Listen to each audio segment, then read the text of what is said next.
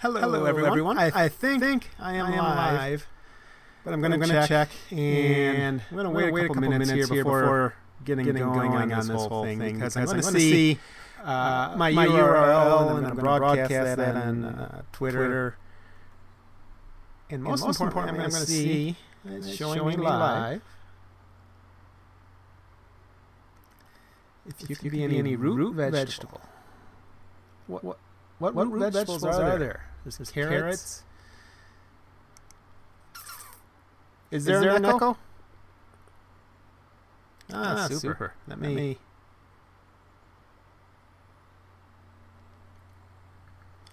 figure it out. One sec.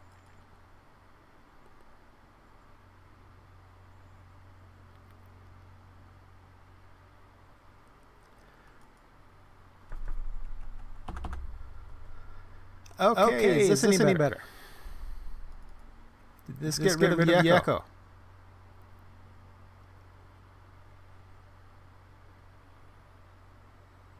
Testing.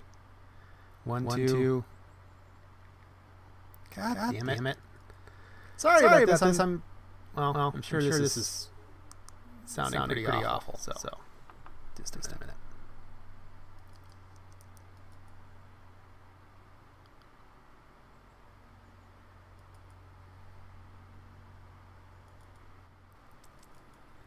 Okay. Did that fix it?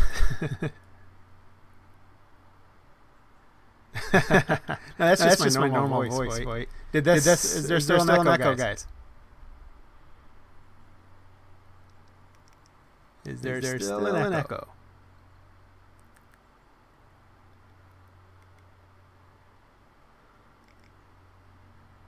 God bless America. Why is there an echo? See, I'm using XSplit Broadcaster for the first time here, and let's see. System sound, microphone, no delay.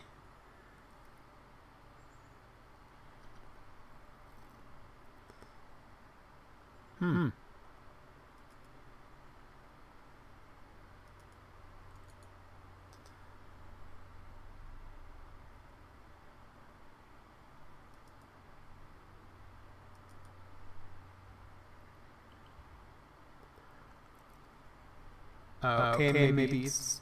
There, now I'm hearing my echo. It's outputting my goddamn speakers.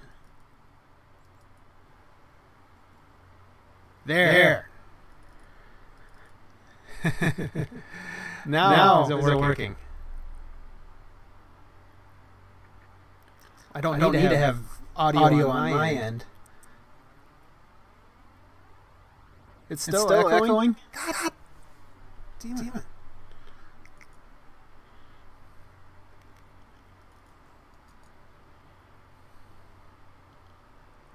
Let me take a look.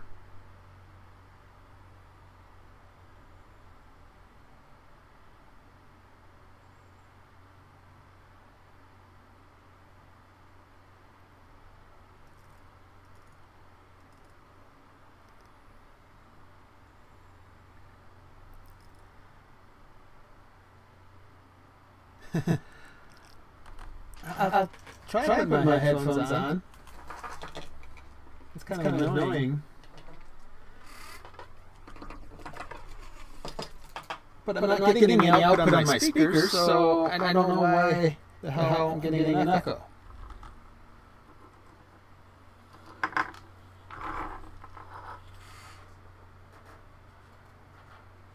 Bear with me.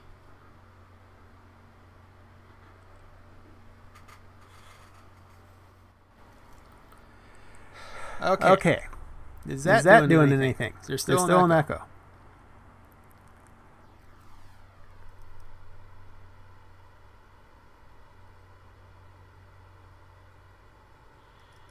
One day I'm gonna actually like yeah, that's what I figured. One day I'm gonna figure this shit out.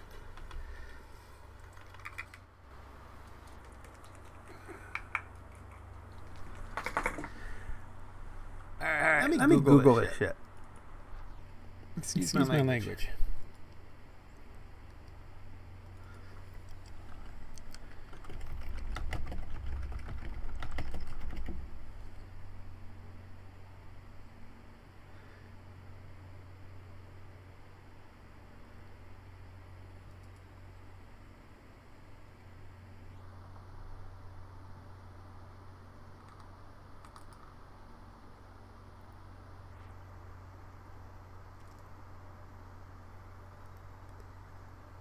Oh, of course, there's a video for how to correct it. One sec.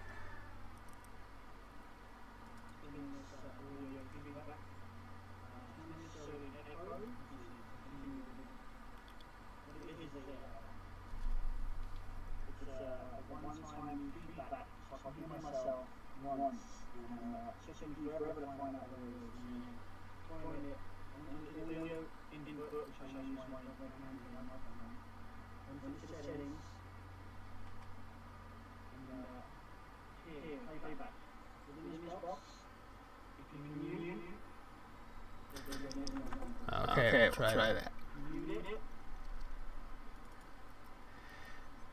And yeah, whoever just asked, I do a Q&A today if you'd like. Sorry, let me fix the...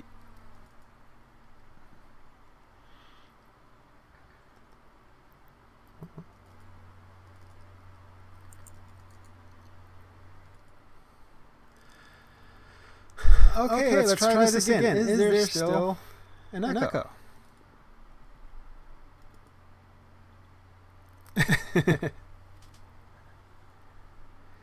Okay, testing for an echo again. Is there an echo? Oh, god damn. Let's try one more.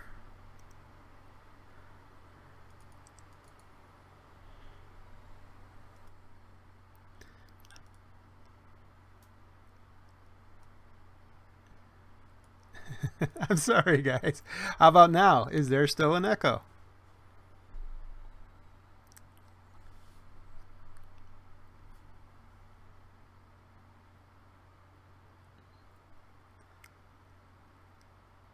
Is it fixed? Thank God. I am so sorry, everyone. I'm such a noob. Okay, now... this is XSplit Broadcaster, and it's pretty cool because you can do all these different scenes. Well, you can do that in OBS too, but I'm gonna have to fix it now in my other scene, so bear with me. See, this is my second scene.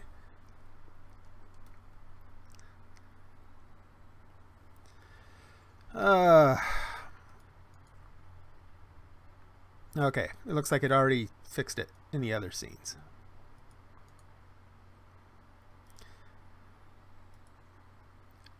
Poof. Okay. So we're going back to scene 1. I gotta fix this damn thing.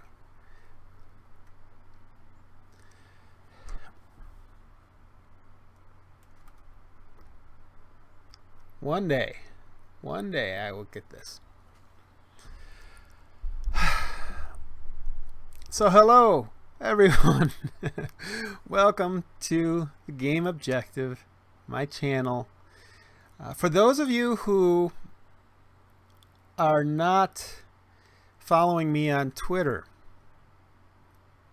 you have not seen very many videos from me lately in the past 2 months. And if you're not following me on Twitter, you might not know I'm working on a book about Gamergate. So I have been taking a bit of a break from doing videos for the past 6 weeks or 8 weeks, whatever, in order to do the book, and I'm hoping to finish the damn thing soon. I'm hoping this month will be the last month of writing, and then I'll get into editing and get the book out. That's the hope, and I'm working my butt off. You'll still see another video from me probably early this coming next week here. You're going to see a review for Divinity Original Sin 2. I kind of have to do a review because I got review code for it, and if you request review code, they kind of expect you to come forward with a review. Otherwise they just gave you a free game for nothing. So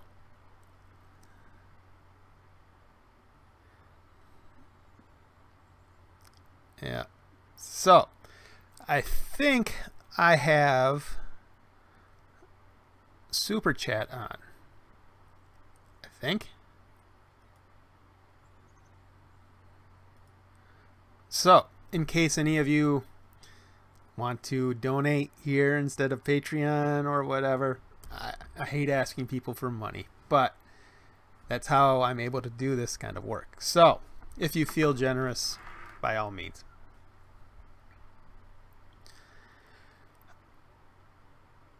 All right, let me get to the URL of the stream so that I can broadcast it on YouTube.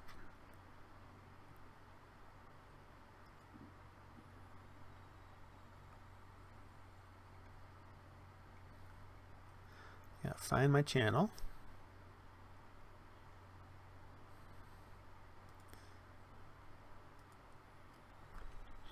And I also apologize for my webcam quality. Those of you who have been with me for a while know about this. I'm working on getting a new webcam, but many expenses keep coming up. So I'll get one eventually. So anyways, if you guys want me to make sure that I see you saying anything in chat, I might miss chat.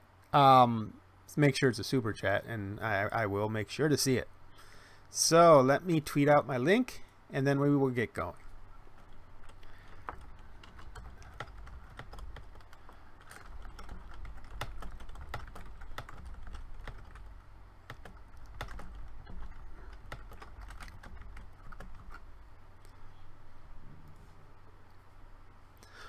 Also, if you're sending me anything on Twitter right now, I probably won't see it. So, at least not for a couple hours.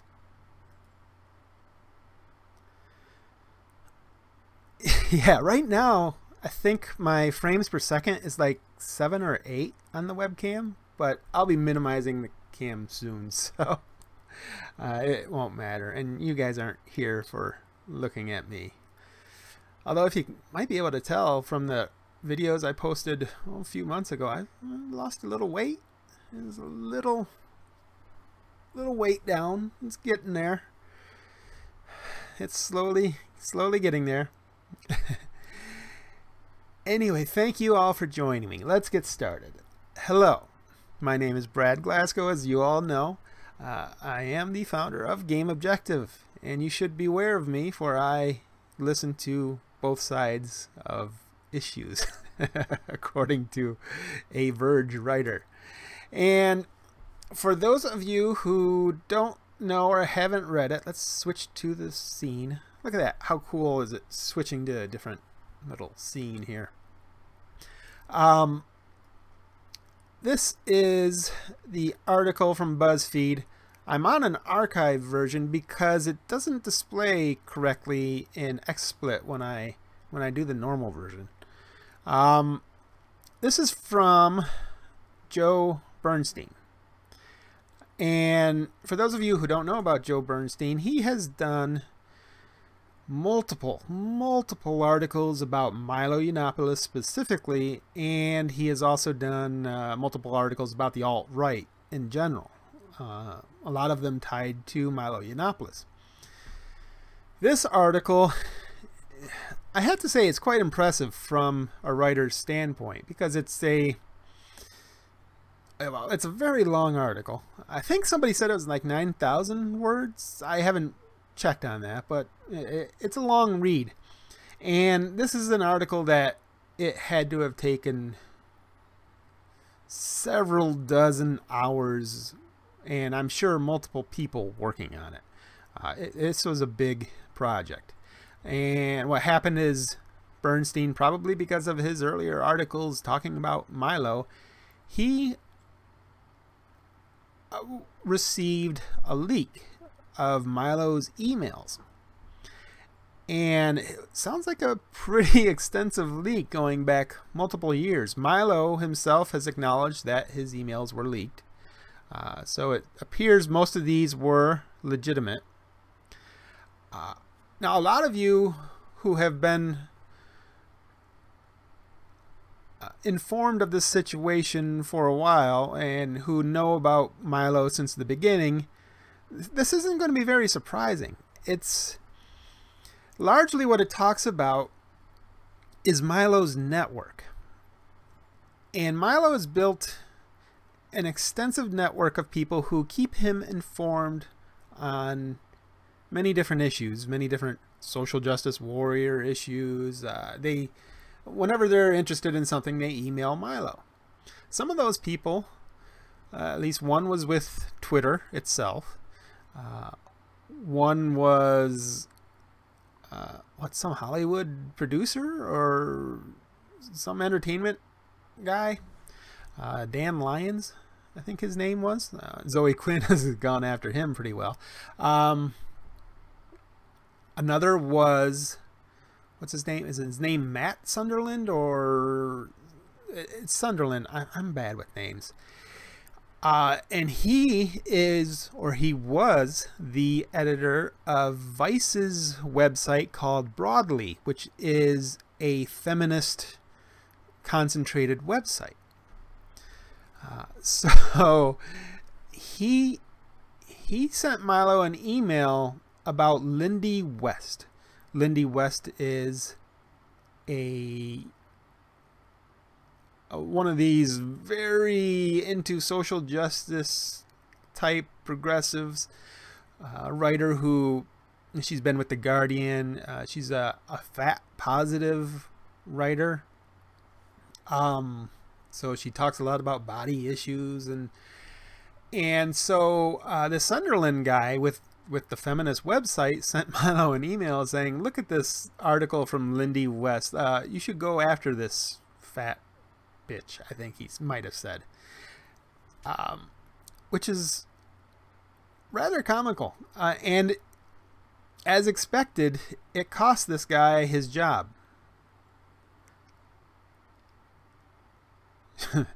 Yeah. I'm looking at the chat. Okay, I am telling you what happened. So this guy lost his job, and other people are in trouble for what they said to Milo. People like David Auerbach, who we'll get to David in a few minutes. But the gist of the article is here's how Breitbart and Milo smuggled Nazi and white nationalist ideas into the mainstream. And it turns out that Milo, you can see in this, well, not in the archive, but this is a picture here of Milo singing karaoke. And that's actually, there's a video of this where he's either singing the national anthem or America the Beautiful or whatever. And right in front of him is Richard Spencer, the white nationalist, very definitely alt-right, pretty much a Nazi, almost, I don't want to use the word Nazi, but he's a bit of a scumbag. And he's unapologetic about it. And he was doing the Sig Heil salute. Him and one of his friends, or I think another alt-right guy, while Milo was singing it. Milo's excuse for letting that go on was that he is myopic and he could not see them because of his vision. That's what he said in his Facebook. And I mean, they were right in front of him. He also said that these guys set him up, that they were playing a joke on Milo. Regardless, Milo clearly has connections, as this article has established, to white nationalist, hardcore, myopic, literally. Like he actually posted a picture on Facebook, a clear picture and then a blurred picture, and he showed the blurred picture saying, this is what I see. So yeah. But anyways, he is clearly connected to many of these white nationalists. One of them is Weave, who you might know, who he is a Daily Stormer editor, I believe, or system administrator, or whatever. And of course, Milo, while he was with Breitbart, was connected with Steve Bannon, who was the chief of staff for or was he chief of staff? Whatever his position, for Donald Trump. So these pictures here are pretty much the gist of it. And there are several of these pictures. Hopefully you can see my cursor. But we have Larry Solev on the right, or on the left. Steve Bannon, connected to the editor-in-chief of Alex Marlow, connected to Milo Yiannopoulos, connected to Alan Bakari. Those of you who are Gamergate supporters, which should be probably several of you, you should know Alan Bakari, as he rose through Gamergate to get a position with Breitbart and Milo Yiannopoulos. And this article reveals that, well, Alan does most... No cursor. All right, sorry. Anyway, Alan Bakari does a whole lot of Milo Yiannopoulos' writing for him. And there actually was a little spat about bylines and Alan getting credit for some of the articles. I don't think many of you will be surprised at that. To me, I had always thought that Alan probably wrote most of what you saw from Milo Yiannopoulos. This article appears to confirm that. But Alan, agree with him or not, he's a smart kid. He went to Oxford. He's a hard worker, obviously. He's a good writer. Some of his writing has been significant. His whole cultural Marxism article was a rather significant piece. And he was probably the main workhorse behind Milo Yiannopoulos. Turns out Milo Yiannopoulos is largely a network rather than a person. If you see something written by Milo Yiannopoulos, you can't be certain it's exactly written by Milo Yiannopoulos. It is likely written at least with very significant help from other people. There's nothing too wrong about that. Obviously, if someone has significant help with your article, they should get a byline. And also, Milo is himself rather gifted with writing, with speaking. He's a whole lot more eloquent than I am, as you can tell. He's very quick-witted. A lot of people think he is charming. I mean, agree with him or not, a lot of people loathe him. They loathe everything he stands for, and yet they'll write that, hey, he's a charming guy. And people on Twitter always blast him for that. Did Margaret McLennan also write a lot of Milo's material? I don't know. You'd have to ask Margaret that, and I'm sure she would answer it too. Milo is a brand. Yeah, that's basically true. Milo is a brand. He used Gamergate, and he used it pretty effectively. But Gamergate also used him. He was a sounding board. He gave Gamergate a lot of the attention that it desired, a lot of the publicity that it was looking for, and other sites weren't doing that. So, of course, Gamergate was supporting Milo. Anyway, so this establishes Milo's network of people. His network included Weave from the Daily Stormer. It included this Curtis Yarvin guy, Mencius Moldberg, who is also an alt-right figure. Included Devin Saucier, another alt-right figure, and Vox Day, who I guess you could call him alt-right. He's definitely a right-wing kind of a guy. So Margaret wrote the infamous "Birth Control Makes Women Unattractive and Crazy" article. That's very possible. I wouldn't trust really any of Milo's articles to be written exclusively by him. So I would think that any of his articles are mostly with the help of other people. That doesn't mean that Milo doesn't have a significant input into him or that he can't do any of this stuff. It's just the genius in Milo Yiannopoulos is in his personality. He is a cult of personality, and it's in his networking. So Ben Shapiro's site is going hard on gaming now. Really?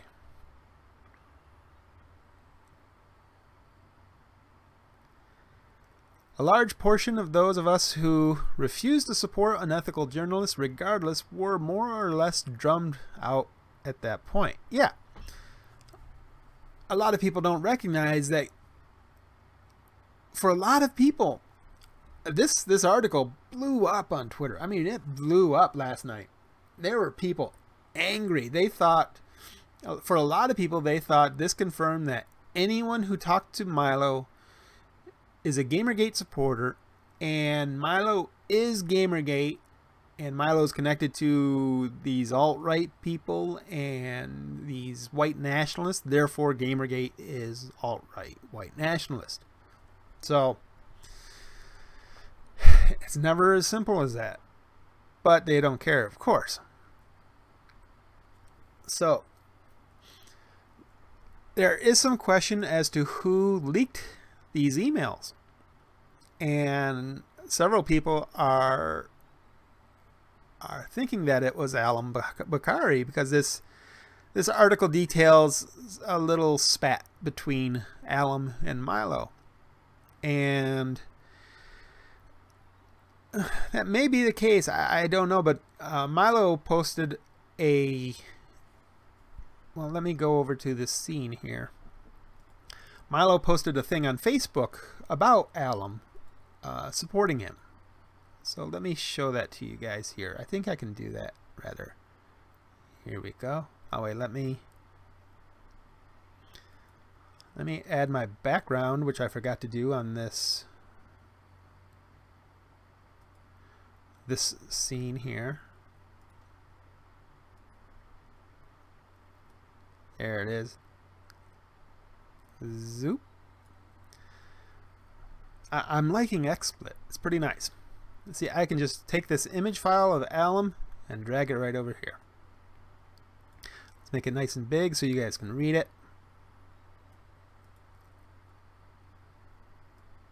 Okay.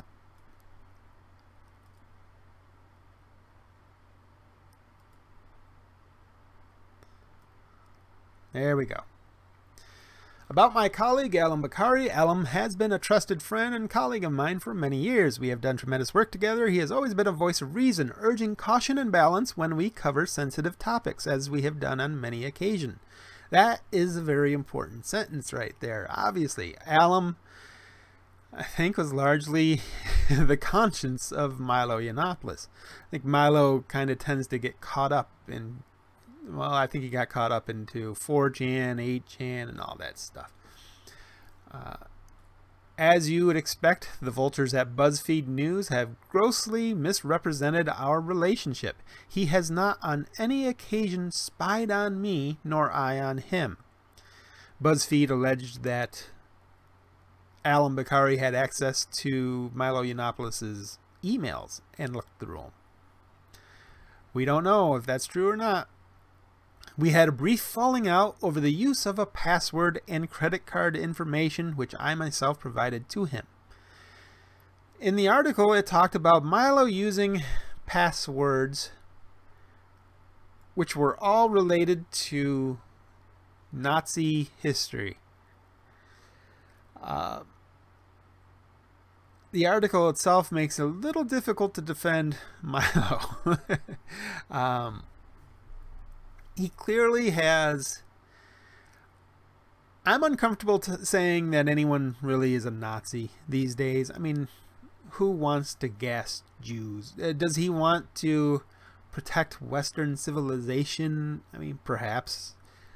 I don't know the extent. It's really hard to tell what Milo actually believes. He's like a reed in the wind. He shifts all over the place.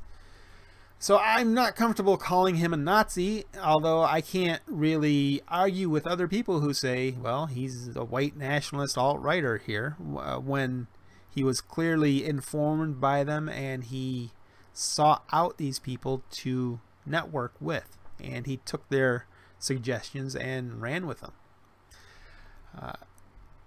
Anyway, what I think that Milo was doing largely is, I think he's such an attention whore that you can't really tell what he believes. So what I think he was mostly doing was being an edgelord, you know, like Sarah Nyberg. I was a teenage edgelord. I think that's basically what Milo Yiannopoulos is doing. He went down the 4chan, 8chan rabbit hole, and he got involved with all this stuff, and he saw people doing Nazi salutes, and he's talking to Weave, who's just a troll, racist, dumbass. So I'm not sure you can really say this is what Milo believes or not, but I'm definitely not going to defend him for saying any of this stuff and for cavorting with these characters, because these are some unsavory people. Anyways, despite the fact that we were both in a bad mood at the time for different reasons, we still managed to produce a brilliant piece of journalism on the alt-right, one which even made Bloomberg's list of 40 top stories from 2016, and that was a big story. The media continues to be obsessed and enraged by this piece because they can't tell the difference between analyzing a movement and endorsing it. Alum continues to be one of my most intelligent and capable colleagues, and we continue to trust each other. We wouldn't still be working together otherwise. So it looks like their relationship is okay. I would think that it's probably not... you're probably not going to be able to pin this leak on Alum. If he was the leaker, I would think you would see a whole lot more fighting. I think you would see Milo going after him pretty strongly. But anyways, Milo cultivated this relationship with these unsavory people. Let's go back to the article. And the graphics really show things the best. He received input, obviously, from Steve Bannon, who was the main guy in charge of Breitbart. And Steve Bannon writes like some old AOL kid. It's pretty awful. He uses you and R instead of the word you and the word R. For example, dude, we are in a global existential war where our enemy exists in social media, and you are jerking yourself off with marginalia, which he means stuff that doesn't matter. You should be owning this conversation because you are everything they hate. Drop your toys, pick up your tools, and go help save Western civilization. And Milo says, message received. So when Steve Bannon barked, and he seemed to bark off, and Milo listened, he paid attention. I don't know if I'd say that's impressive, but it's pretty crazy. There's a question of how much does Bannon know with Milo, especially with Gamergate. And I have actually exchanged emails with Milo Yiannopoulos about this. I asked him and I asked Alan Bakari, both of them, how much did Steve Bannon know about Gamergate? Both of them answered me. Unfortunately, both of them answered me off the record, so I cannot say what they said. I can't even hint at what they said. I hope it gets released because it's interesting what they said. But anyways, this shows that Steve Bannon had more of an outer effect on Milo, more of a macro effect. He wanted him digging dirt and being a warrior. He wanted him to blow up, well, as a media personality. He talked about a Fox News contributor who, once he went over to Fox News, he sucked, and he said that Milo could replace him. So he was very important. And also important was Rebecca Mercer and the Mercer family, who are billionaires. I forget what industry or what their work is, but they they apparently fund a large amount of Breitbart, and they apparently fund Milo after Breitbart, which is obviously very important. She also emailed Milo about some issue, and Milo quickly wrote about it, which that happens. So we still have more of the network. Glittering Steel is a production company, a movie production company, that they were going to produce some movies, some I think some documentaries, some political documentaries. And after Milo left Breitbart, they supported Milo. And of course, Alum Bakari also supported Milo. And Alum apparently was given $100,000 to ghostwrite Milo's book. Allegedly. We're not getting many confirmations from here. But, Milo is acknowledging that these are legitimate emails for the most part. So let's wrap it up here. The gist of this is that Milo established a network of people who were very unsavory, who kept him informed on certain issues, who were important in producing articles through Milo. And so that's where the laundering comes in. The alt-right came into Milo, Milo laundered it and filtered it out through Breitbart. All right. Now let's move on to let's talk about Auerbach. David Auerbach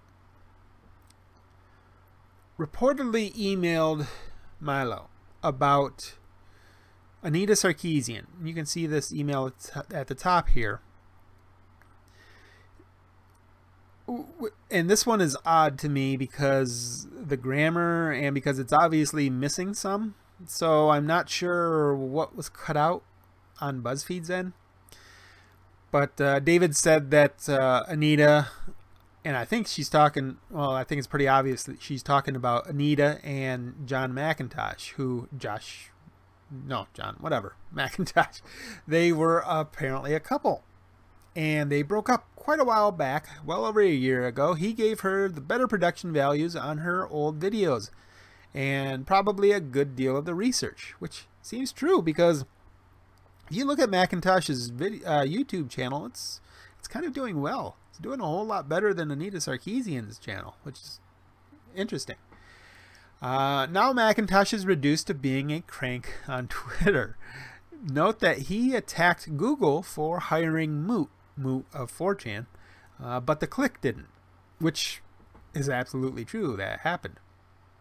Then Auerbach sent him an email. Here are the goods on Arthur Chu's BFF, care of some Anon. Well, here's the best part first. And then, of course, you don't see anything left here. There was something in the email cut off. Why is a good question. And then David Auerbach emailed Milo, allegedly, a, quote, hot tip, where he talks about Wikipedia's new ARBCom, and he talked about a guy who got banned from Wikipedia, which this kind of makes sense because David Auerbach had a little war with Wikipedia for it treated David Auerbach like crap. And so they had a little war. So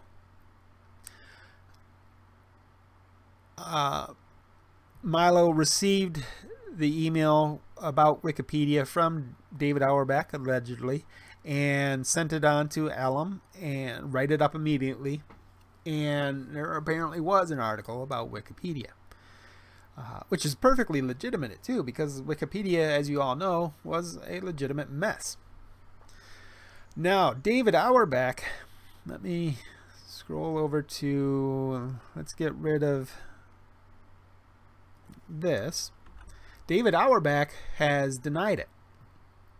He wrote a response last night. Now, he, before I put that up, he got hammered on Twitter. I mean, he had people coming after him. If you look through his mentions, he got every bit of harassment as you would expect to see of you know, a lot of these anti-harassment people on Twitter have complained about. People were going after him viciously, and he went protected with his emails. He didn't do an outright denial. He was a little evasive on the issue, I have to say. He did post some messages he got from BuzzFeed where they were kind of misquoting him, and it was pretty awful on BuzzFeed's part. But then David also posted an email that he did send to Milo, which wasn't bad at all. It's interesting, especially because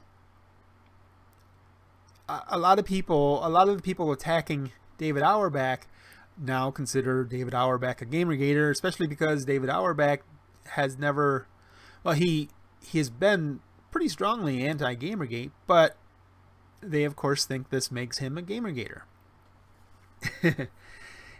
Which led to me getting into trouble last night too, but we'll wait for that. So David Auerbach closed his Twitter off, and that made people, oh man, he's really guilty if he's doing that. And then finally, late last night, he came on to say this response right here. And I'll biggin it for you. His final BuzzFeed statement. Everything about me written below, except for the Slate link, is categorically false. Even my response is misquoted.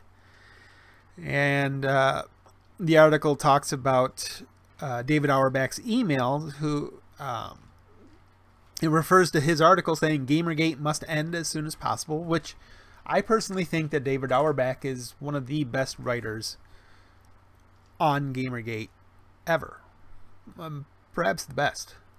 And I'm a narcissistic writer who has written about Gamergate, so it takes a lot for, you know, me to think somebody is better than me. But I think his stuff was really good, and it definitely was not pro Gamergate whatsoever.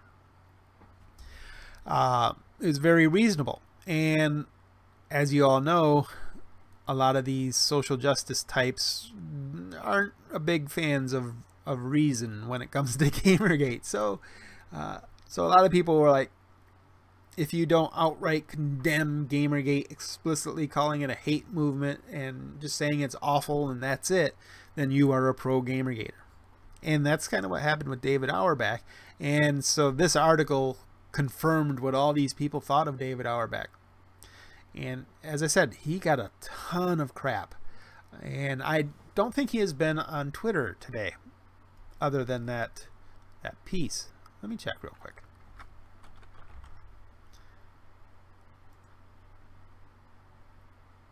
Nope, that was it. He wrote that response 16 hours ago, so he's been off Twitter. I know he also had mentioned that he requested BuzzFeed not mention him by name because he was going to get harassment, and it turns out he certainly got harassment. So we have this response from David Auerbach saying all of this is categorically false. It doesn't get clearer than that. He suggested maybe those emails were spoofed. I don't know. As somebody said, somebody who was attacking David Auerbach said, BuzzFeed did a lot of work on this article. And they obviously went through legal for a lot of it. So if they publish these names, then they are fairly certain that their sources are legit, or they're at least legit enough that they're not going to get in trouble for it, which, you know, can be significant. So whether you believe it or not, I guess that's up to you with David Auerbach. I have also exchanged just some minor information with David Auerbach before. I think I've sent him a few emails asking him questions, which he didn't respond, and then finally I got a little info from him, but nothing much, unfortunately. But he's a keen mind, and it was sad to see what happened to him. And then let's go on to what happened to me, because there's this guy who is talking about David Auerbach. Let's go back to... No, you don't want to see me in a big screen. There we go. I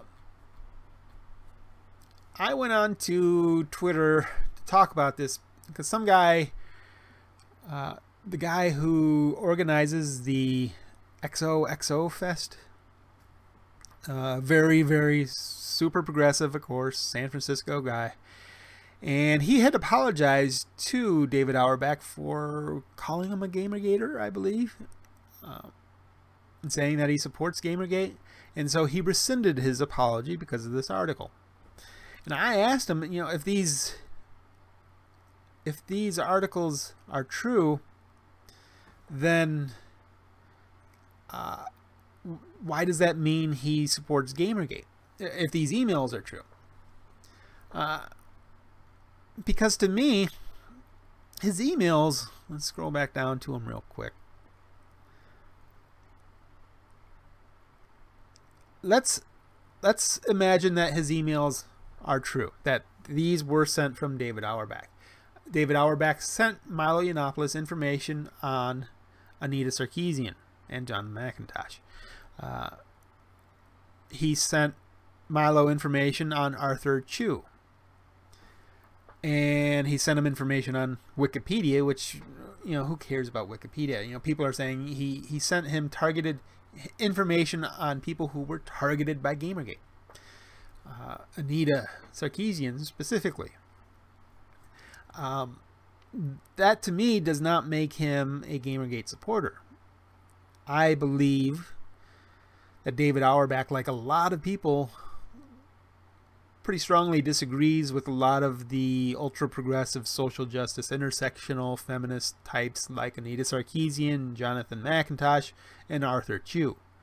So to me, it's not an inherent condemnation of David Auerbach that he sent information to Milo or exchanged information. I would like to see the full context of this stuff. But David Auerbach has said this is all he's going to say about the issue, so I think we're stuck on it. Anyway, I went to this guy who rescinded his apology, and I asked him why this makes David Auerbach pro-Gamergate. The guy said, don't be obnoxious. And then we had Sarah Jung. Let me bring her up here. This will take me just a minute. Sarah Jung, who was formerly with Motherboard, who I have worked for. I did not work for her, but I did. She wrote an article about that United Nations thing where Zoe Quinn and Randy Harper, not Randy Harper, Anita Sarkeesian visited the United Nations.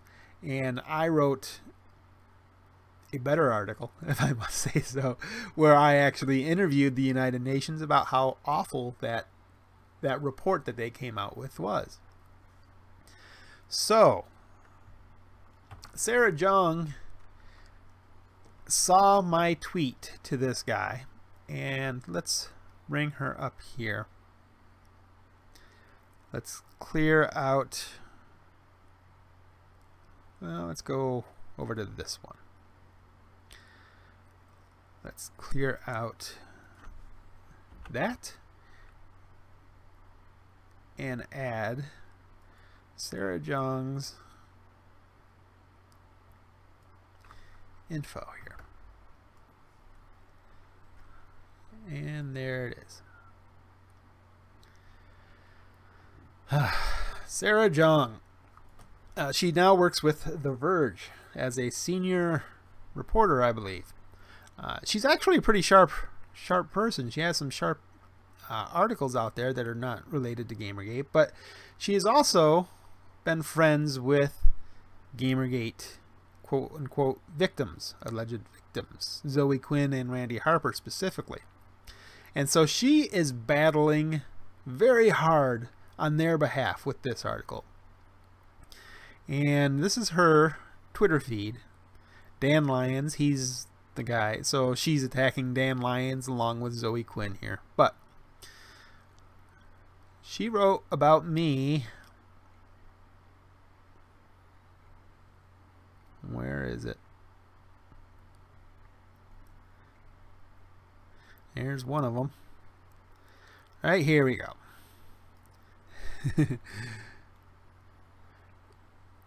Beware of the guy who's got to hear both sides. Oh, she was talking with Leigh Alexander, of course. They were all of social justice Twitter last night got together to congratulate themselves because they knew it. They knew these were Nazis, and they were right, and everybody should have listened to them. So, and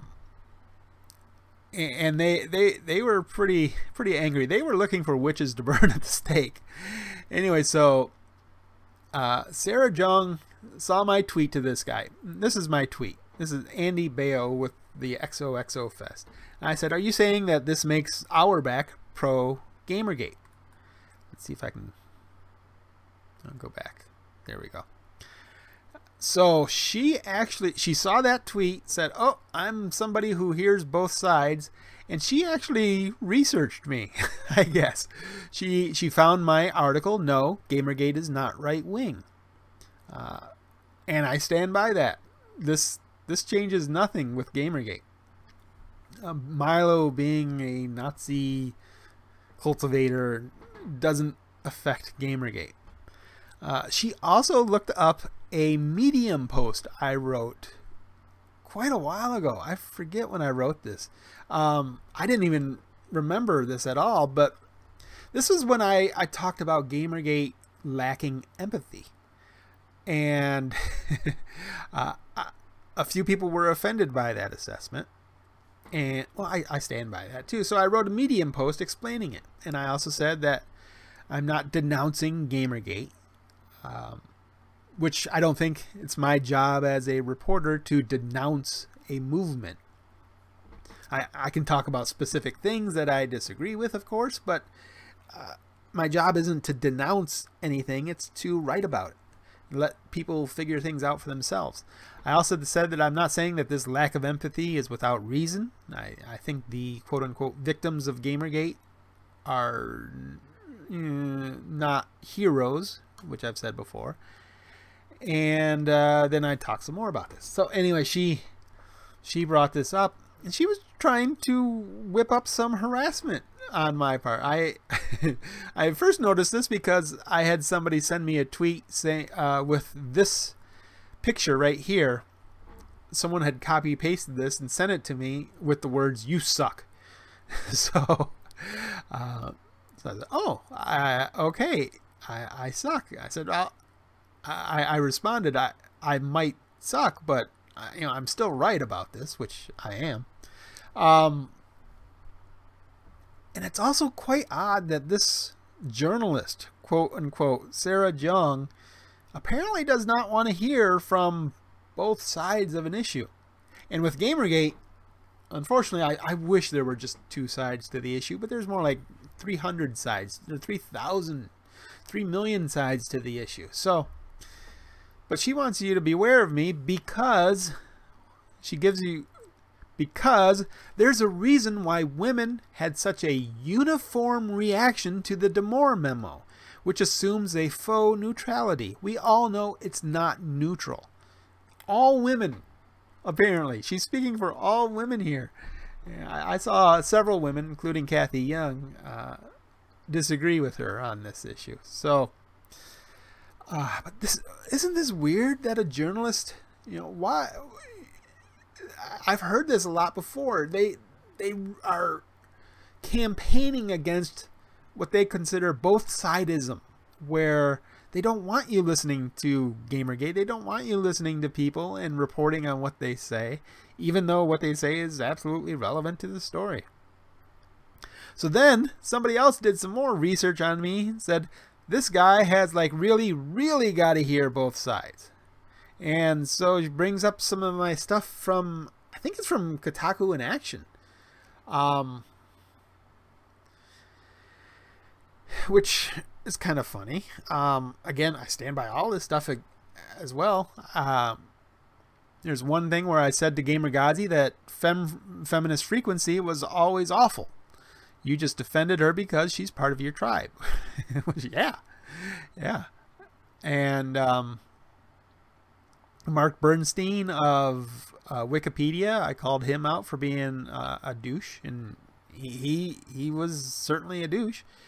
I talked about BioWare and the unfortunate faces of diversity. I have a video on that a lot of people have seen. Oh, and this one, Brad Glasgow, one journalist, just one, finally approached me to learn about Gamergate. That was a guy with Motherboard, of course. Since then, I've had 2 other journalists approach me. One who I'm very hopeful that she will have a very big article about it. But it's been some time, so I'm not sure whether or not.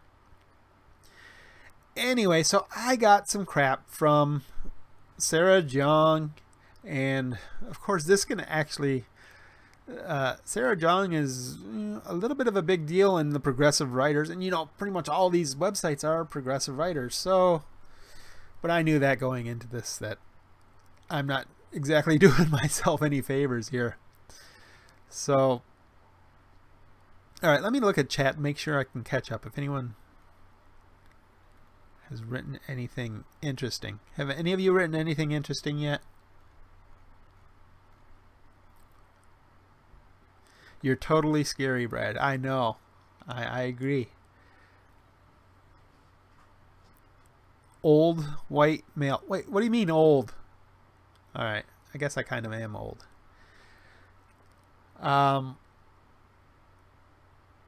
Yeah, Hedger here saying a big deal in progressive writers equals nobody. And that kind of goes to my take on this issue. And let me clear my camera here so you can see me a little bit. Let me put the camera on top. There. Hi, everyone. One of the things I judge these articles by is whether you can go over to a quote-unquote normie. Can you go to somebody who isn't involved in any of this, who might be a gamer, who might be politically inclined, might read politics or whatever? Can you go to them and explain this issue to them? Can you explain this article to them? Hey, there's this guy, Milo Yiannopoulos, who was big, and he cultivated these white nationalists, and he networked with them, and that produced several of his articles a couple of years back. But now he's not really writing articles anymore. So, I mean, this is really full of sound and fury, signifying nothing here. I mean, it is something to condemn Milo Yiannopoulos with, of course, but is it really important? No, I don't think it is. Especially because every one of these, every major reporter or every decent reporter has a network of people feeding them information. Let me get rid of that. There we go. I even have people who feed me information. That's why my DMs are open on Twitter. Anyone can DM me, and I get a lot of people who will send me information. Hey, Brad, check out this article. You might be interested in it.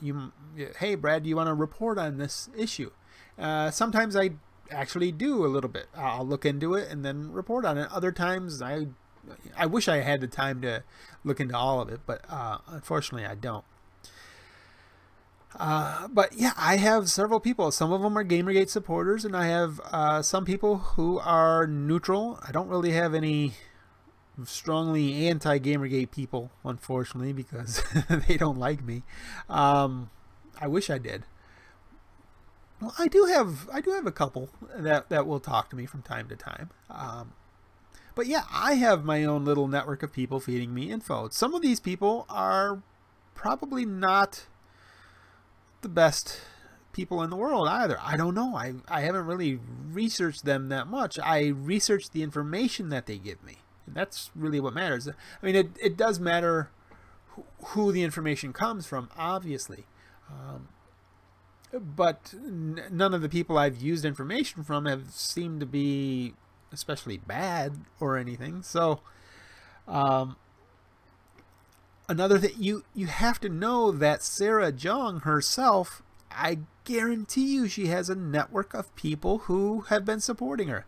People have talked about this shows that Milo has colluded, which is one of the big Gamergate issues, that the game journalists colluded with each other. I think what this Milo thing shows is not so much collusion. I guess you could call it collusion, but I think it's normal networking. It's just not normal that it's with these particular people. That's the problem. And of course, people don't like that Dan Lyons got into it, and this guy who was formerly with Broadly, who he got axed within 24 hours, I think. So, yeah, that's an issue. And speaking of Sarah Jung, let me post this.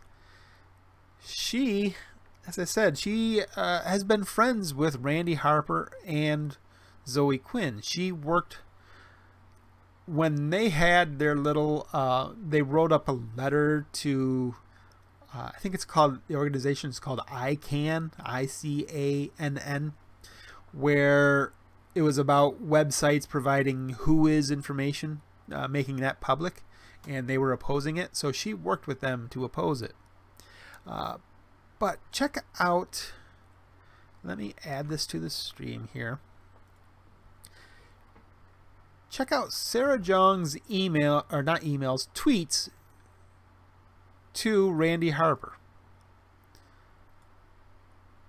Now, let's make it a little bigger. There we go. And let's put me on top. I like being on top. There we go. These are tweets that Sarah Jung has sent to Randy Harper. All of them. You see, she hasn't tweeted to her in a while. I don't know if they had a falling out or if they were no longer useful to each other or what. But they were very much friendly, because these are the tweets. They keep going and going and going. Some of these, this one was sent to Randy and Zoe Quinn.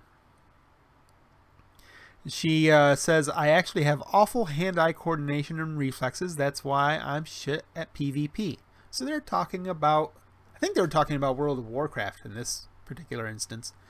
And she's joking with Zoe Quinn and Randy Harper. She is an advocate for these Gamergate quote-unquote victims. And that's why you see on her Twitter feed, she is just going after these people. Here she talks about, it was Mitchell Sunderland. Here she retweets that the news that Mitchell Sunderland was fired. He hasn't apparently updated his bio yet. And here, Dan Lyons, who is some media personality. I haven't looked at him too much. But he apparently apologized to Zoe Quinn for his emails where he asked Milo Yiannopoulos if Zoe Quinn was born a male or female. I don't know why he had that kind of a relationship with Milo. But Dan Lyons said that he found those emails, or he remembered those emails because of the BuzzFeed thing, and he was shocked and saddened that he would send such things, and he was sorry. And so he said he apologized earlier today directly to Amber Disco, who she is the head of one of the feminist websites, and Zoe Quinn. I feel awful about them. I wish I could take them back. He apparently apologized through Zoe Quinn's contact page on her website, and so Zoe Quinn went after him pretty good. I have to say, Zoe Quinn, and I did say on Twitter that Zoe Quinn last night and today with this article was in her element. She used this article. She posted a link to her book on Amazon at least 2 times that I saw. She was very self-righteous, very judgmental, very harshly judgmental, which I thought was interesting, especially because, as you may or may not know, Zoe Quinn was active on Hell Dump, which is a Something Awful forum where she was active in participating with doxing and harassing people. We have some of that information that she outed a furry, and she was instrumental in harassing that person. But then, you know, she really hates these Nazi people. But let's talk a little bit about Ian Miles Chong, who was very active with Crash Override Network at its beginning. He was along with Zoe Quinn and Chris Cluey and all these people. He was right along with them, and he had once been a teenage edgelord and said that Hitler was right, and he had these Nazi ideals or whatever that he posted, and they didn't care about that. They knew that Ian Miles Chong had said that stuff. He has, of course, since apologized for it, and but she's awfully judgmental for somebody who was very accepting of somebody who had, you know, these similar views at one point in his life, apparently, where, you know, she had cavorted with Ian Miles Chong with Crash Override Network for quite a while. So, but yeah, she used. Zoe Quinn used this article to promote herself somewhat, and she's using it to grandstand, which it's the same with Randy Harper. Randy Harper, of course, is well, last night she repeated that lie that I stalked her parents, which is stupid crap, whatever.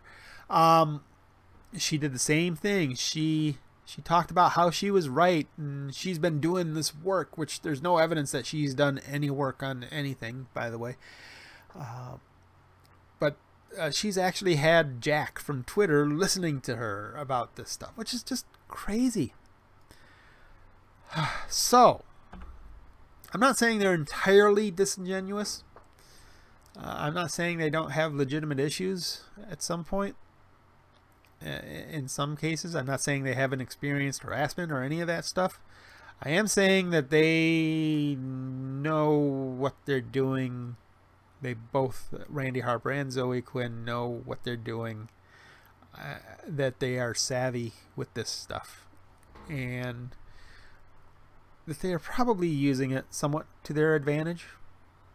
So, my final thoughts on this article are that, as I said, it's full of sound and fury, signifying not much. There is some here to condemn Milo Yiannopoulos' interactions with these people. There's no defending that. It does shine some light on how the sausage is made with these bigger reporters, especially that they are networked and they get a lot of their info from other people who want to influence the news, which is why it's very important that people have sources. So the reaction to this article, I think, is more interesting than the article itself. That the furor over this article, I thought, was a little surprising. They have used this article to actively witch hunt and harass people, and they are going to continue to do so because they think that they know that, I don't think that person with Twitter who worked with Twitter who was talking to Milo was named. If I remember correctly, he wasn't. But they know that there are people who are cavorting with people like Milo Yiannopoulos. My opinion is, duh. Of course there are. Of course there are people in Twitter who are working for Twitter who agree with Milo. Of course there are people at Google who are like James Damore who agree with him. And of course they're now super afraid to speak up. And they're probably deleting a lot of their emails too. This is partly, the furor is designed specifically, well, partly specifically, to deter people from having alternate opinions, from having non-progressive opinions. If you do, they will come after you. That's why Sarah Jong was saying about James Damore that all women were uniformly against him. She doesn't want to acknowledge that, well, there are women like Claire Lehman of Quillette.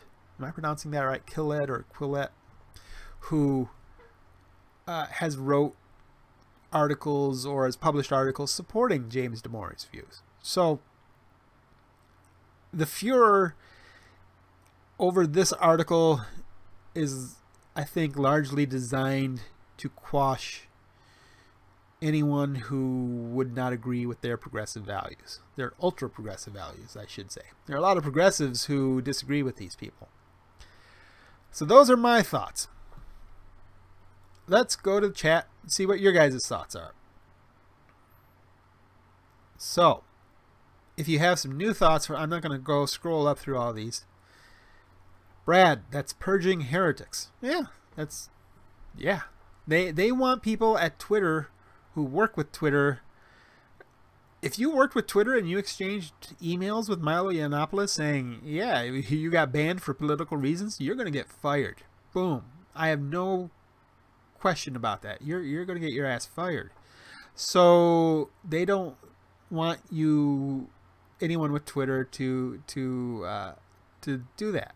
So I'd care if it didn't write off Milo as a hack almost as soon as I heard about it, or if I didn't write Milo off. Yeah, a lot of people don't understand that Milo doesn't have all that much support in Gamergate. A lot of people knew, even though a lot of people would support his articles about Gamergate, but they would not support anything else.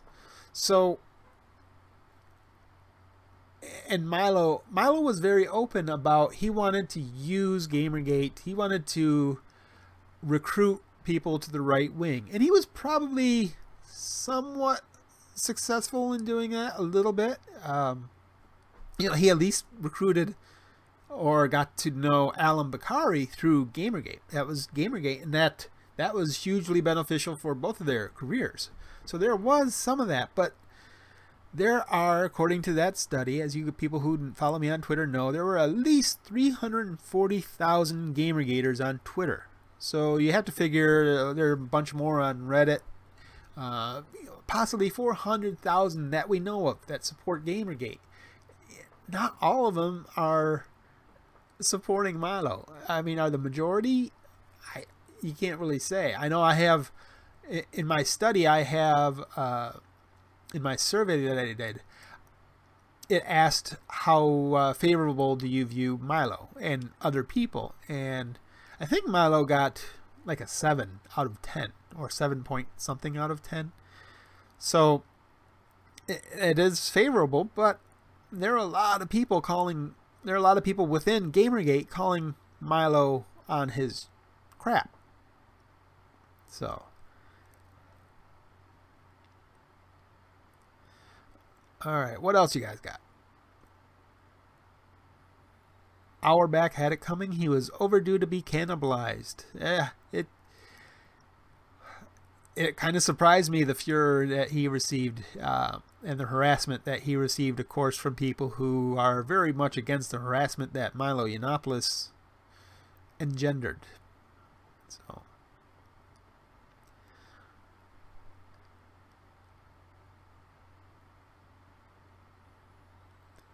remember, there was a guy who was having a chat with GGers and degenerated into a string of replying "fuck you" to all of them over and over. Yeah.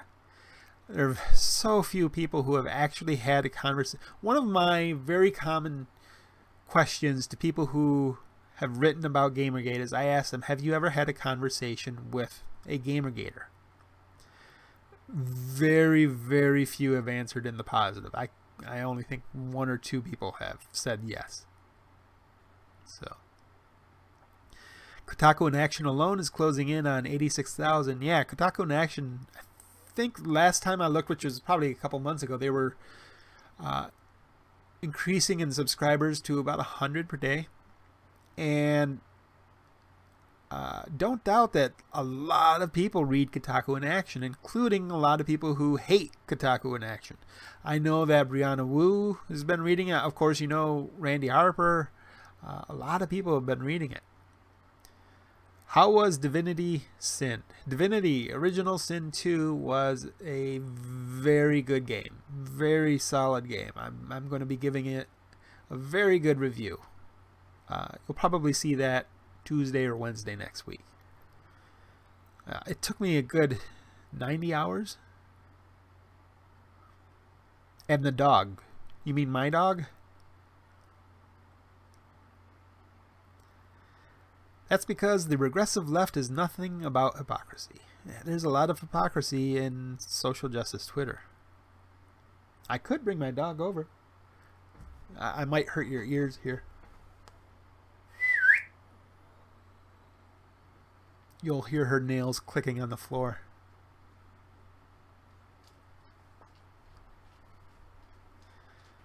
Let me change my camera. You will get to meet my favorite person in the world. Get up there. Get up there.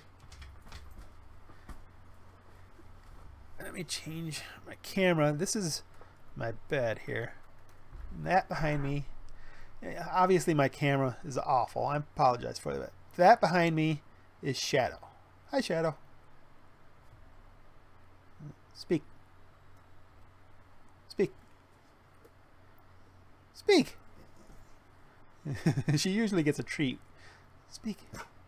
Speak. Don't black out. Speak.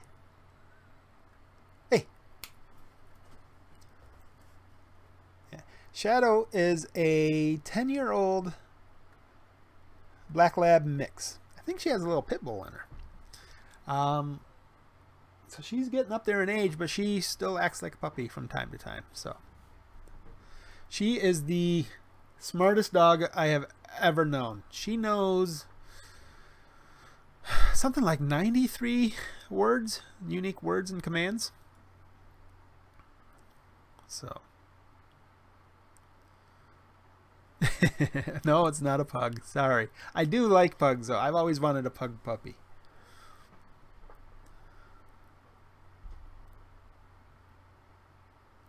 Do you ever have other people write for your site or channel? I've had, not for the channel, but I've had people write for this site before. I had Oscar Gonzalez, who he's now in grad school. Well, he's been in grad school. But since I've been changed from the website to video now, I haven't really had people write for the video. The problem with the video is not writing. The writing I can usually do pretty quickly. The writing is not a problem. It's doing the actual video, the video editing, the video production, and putting it all together. That's what takes the serious time. So I hope to expand Game Objective in the future, but it's pretty much all going to have to wait until after the book. So we know from the Crash Override Network leaks that the anti-Gamergate clique follows KIA at least as obsessively as any Gamergater. Yeah, you're absolutely right. And I've had anti-Gamergate people send me private messages saying, hey, did you see what this crap was on KIA? They're just totally wrong. So I know that they've watched KIA obsessively. Do you think the book will be suitable for people who know nothing of social justice warriors, media corruption, and internet culture? I have many normies to buy Christmas presents for. Yes, that's one of the reasons that the book is difficult to write, is because I'm writing it for people. The whole thought is I want somebody in a college 10 years from now to say, what the hell was Gamergate? And the professor just suggests my book. Say, here you go. This is what you need to learn about Gamergate. So it's very much for the normie mind, which makes it very difficult to translate. Compliments for Shadow.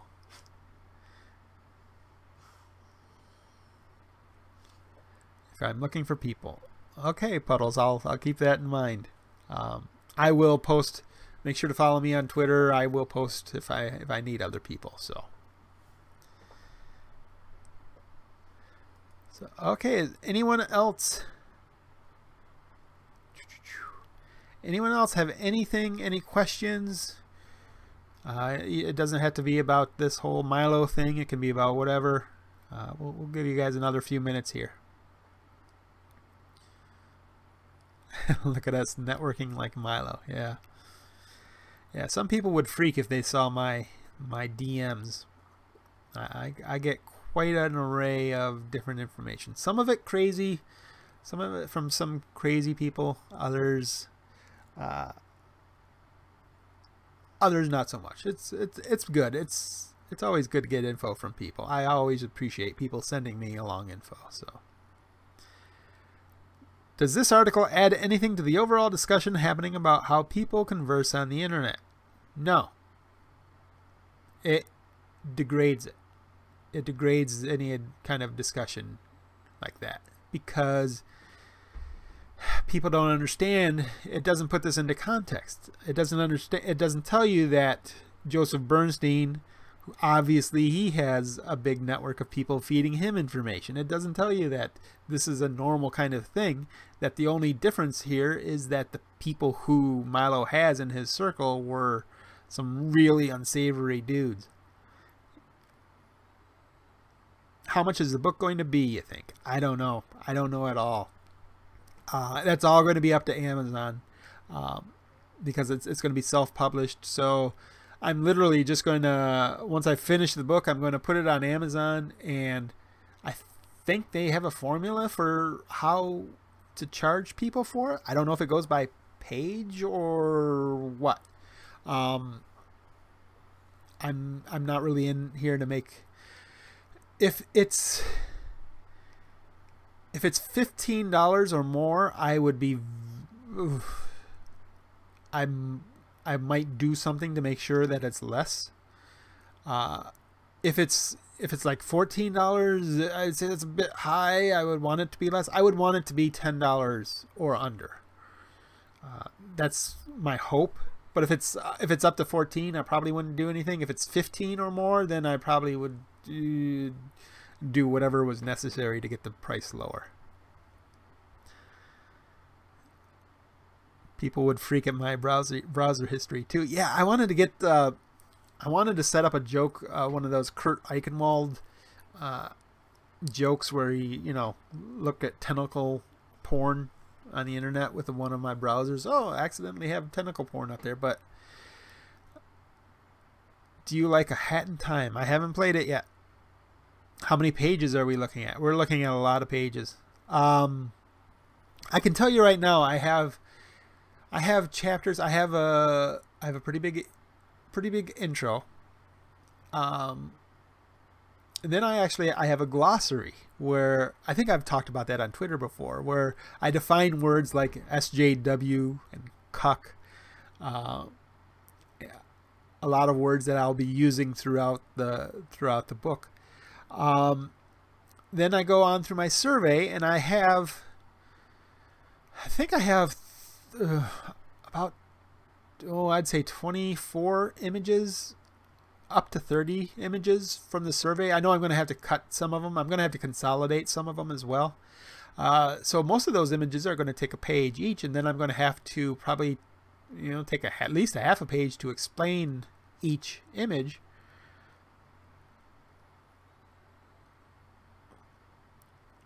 Yeah, Fluffy, I should do that.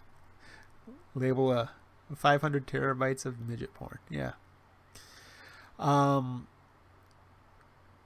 So it's going to be a decent sized book. There's going to be a chapter on Gamergate and charity. There's going to be a chapter on the different celebrities who have been involved in Gamergate, both pro and against. I can't even think about it. There's going to be so many. There's going to be a big topic about Gamergate's tactics and strategy. That's one of them that I'm kind of working on now, because you get a lot of people who will say, "Oh, Donald Trump used Gamergate's tactics and its strategies," but almost no one. I think there's like one person on Twitter or that I've actually had a decent conversation about Gamergate's tactics and strategies. No one understands what Gamergate's tactics and strategies are.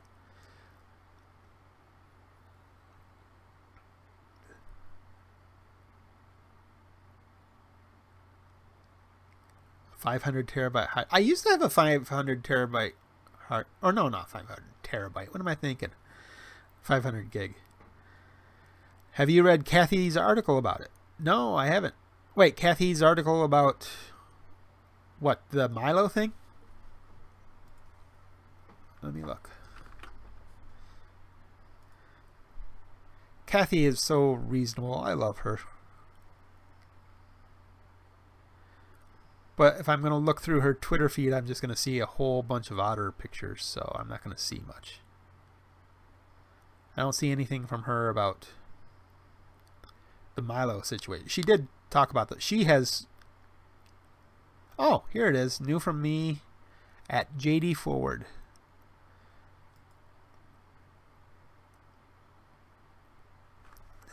Let me bring this up real quick.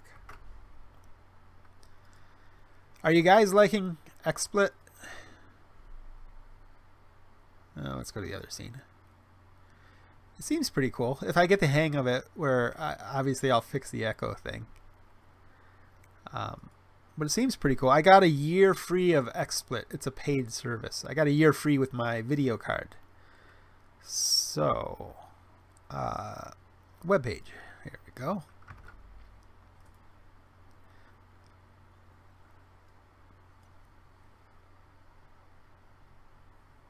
Let's increase the size, close that crap.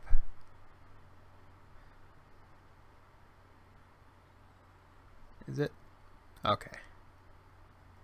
Why is it transparent? Okay, there are some issues with... Let me see if I can delete this. Oh, see, it goes black. That's one of the things... I think it's one of the things with XSplit. This is what happened with the BuzzFeed article. It changed the white background with black lettering to transparent for some reason. So let me see if I can maybe at least bring out the brightness. It's going to over brighten a lot of it, but yeah, it makes it hard to read. Yes, Milo Yiannopoulos promoted the alt-right, but the PC police helped. And yeah, one of the major well, yeah, this isn't really picking up the article at all. Oh well. One of the major revelations from this, we'll go back to scene one. one of the major revelations of this article from Milo, one of the things that they kept talking about is that these people kept feeding Milo this information because they hated identity politics. And you would think that people would come to a decent conclusion from that. That, you know, well, these people hate these identity politics so much that they are cavorting with Milo Yiannopoulos. You know, maybe there's an issue here, you know? So, yeah, there were tactics. Yes, there were definitely tactics with Gamergate. One of them that I'll talk about right now is, well, of course you have the mass emails sent to advertisers, which, if anyone talks about that as a tactic of Gamer, that's a tactic of every boycott ever.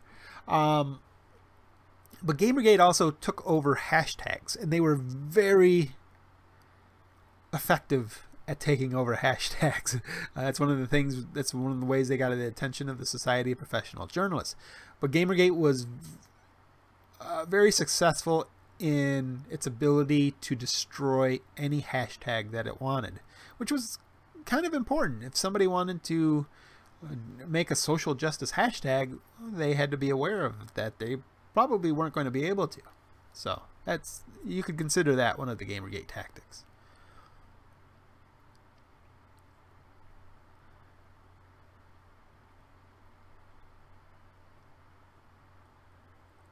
Now that the echo is gone, yeah, I don't know why you have to do that thing with the echo. That's weird, but Operation Disrespectful Nod, yes, that was also an interesting tactic you could call. Also Op Skynet was extremely effective.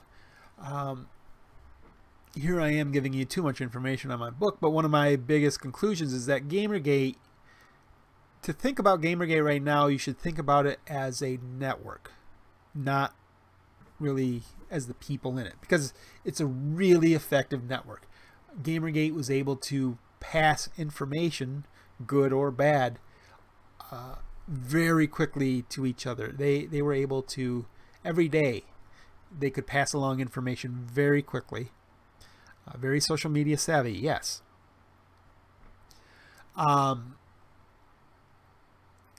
And so that led to a lot of what people consider the Gamergate harassment, which a lot of it was dogpiling, which is largely what happened to David Auerbach last night. People disagree with somebody on Twitter, then they tell them. You know, if I say something stupid on Twitter, then I'm saying it to everybody on Twitter. I'm not just saying it to a few people. And so when everyone on Twitter disagrees with me, is that harassment? If you're on the receiving end of it, and I have been on the receiving end of some crap. You guys might remember those goons that came after me a bit. I don't know if they were goons, but whatever. When you have, 100 of them coming after you consistently, several messages each of them, it does feel like harassment. Yeah, you get 20 tweets every time you check, and you get a bunch of crap. So it feels like harassment when you're on that end. But if you are just disagreeing with somebody, saying no, you're totally wrong, and this statement is morally corrupt or whatever, then it doesn't feel like harassment on your end. I told this to one of the reporters I spoke with recently, that a lot of it has to do with Twitter. That's a feature of Twitter. That's not a bug.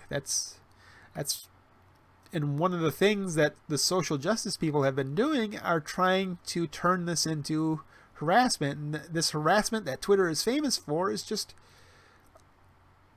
that's just Twitter.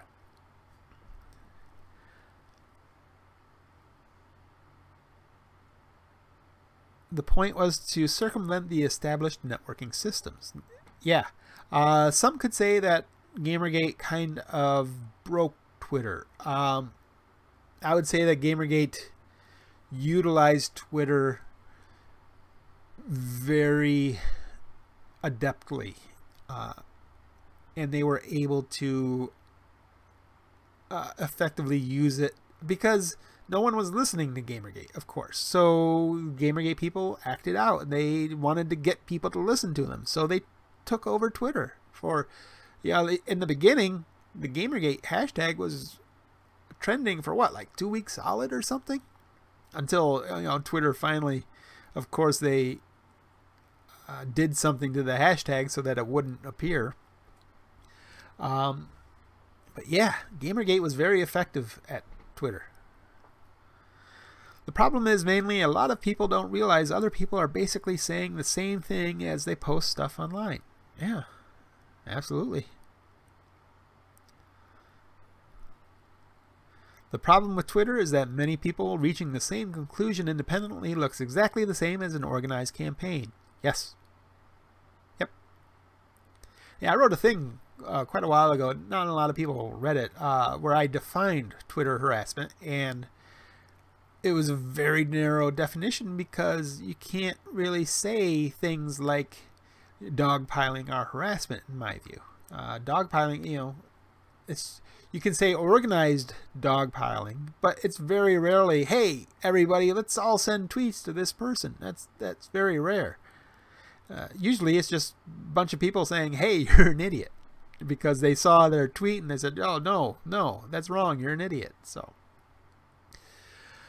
okay, everyone, it has been fun. I'm glad I didn't have to put all this stuff into more tweet storms. I apologize. One last thing I'd like to talk about, I guess I should talk about because I have been talking about it on Twitter, is these game journalists who are pointing to this article saying that Gamergate, of course, was the canary in the coal mine, and Patrick Klepek saying that they should have done more to stop Gamergate. Idiot. No, there's nothing you could have done that you would have done. You could have apologized. You could have created some good journalism and listened to some of these 300,000 people and given them a fair shake. You could have not insulted them. You could have done a lot to alleviate Gamergate.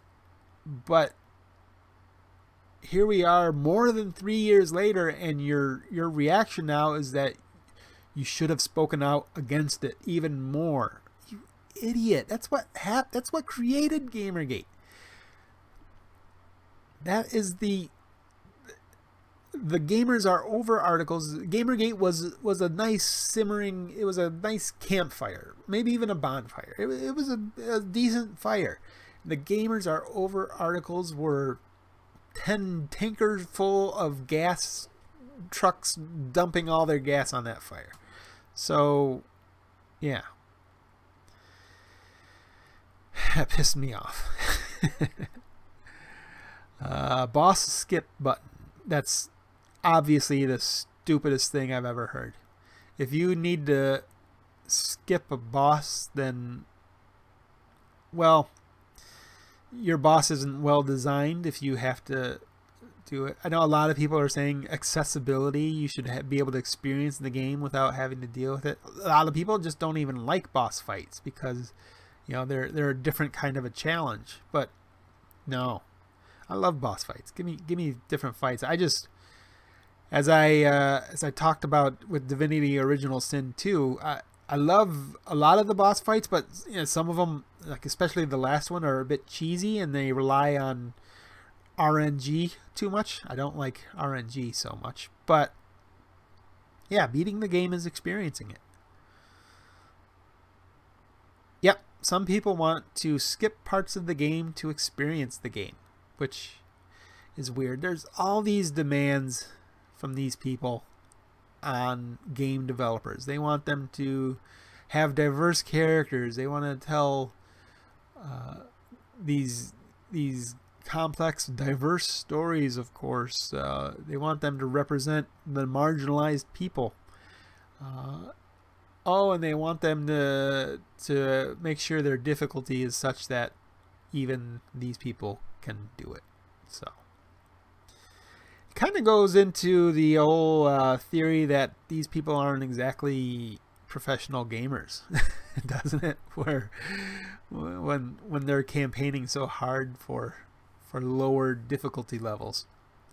I mean, I'm not explicitly opposed to having story modes like in RPGs. I think Divinity Original Sin 2 has a story mode, and a lot of RPGs have a story mode. But what I want is game developers to make the game that they envision. Shadow, what are you doing? Shadow's rolling around on the bed. I don't want them to have to spend more time just to appeal to people who aren't highly likely to buy the game in the first place. I'd rather they... there was a report just recently, I think on PC Games N, where a developer on Fallout New Vegas said the game would have been so much better if it were just made for the PC and not for consoles. And that's kind of the dream, isn't it? I mean, they have to make it a mass market game, but it would be nice if they would make these games designed for these specific gamers, specific people, and say, here's the game that we want you to play. We didn't make any sacrifices to the mass market to do it. Here it is. If you like it, great. If not, oh well.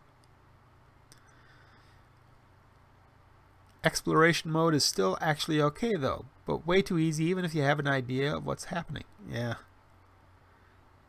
I will say that Divinity Original Sin 2 is a difficult game, but that's largely a balance issue, which I'll be talking about more in the review. It's not very well balanced, and that's probably my biggest criticism of the game. Like early on, the fights are super, super difficult because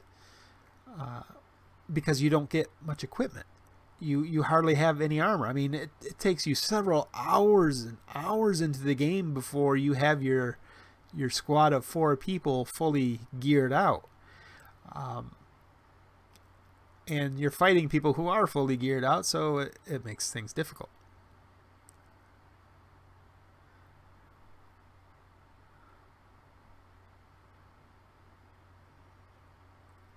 Best games have easy entry and long way to master it. I agree, for the most part. For the most part. I think they can be a little difficult at the beginning too. That's okay, but you know, the whole thing about it's easy to get a firm grip on the controls, but it's difficult to master it. I would go with that.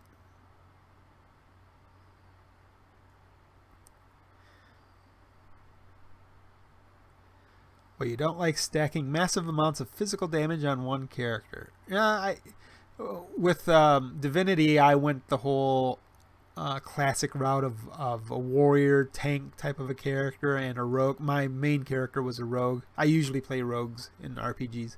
And then I have a cleric, and then I have a mage. So, okay, everyone, let's wrap it up. If you have any last words, spit them out.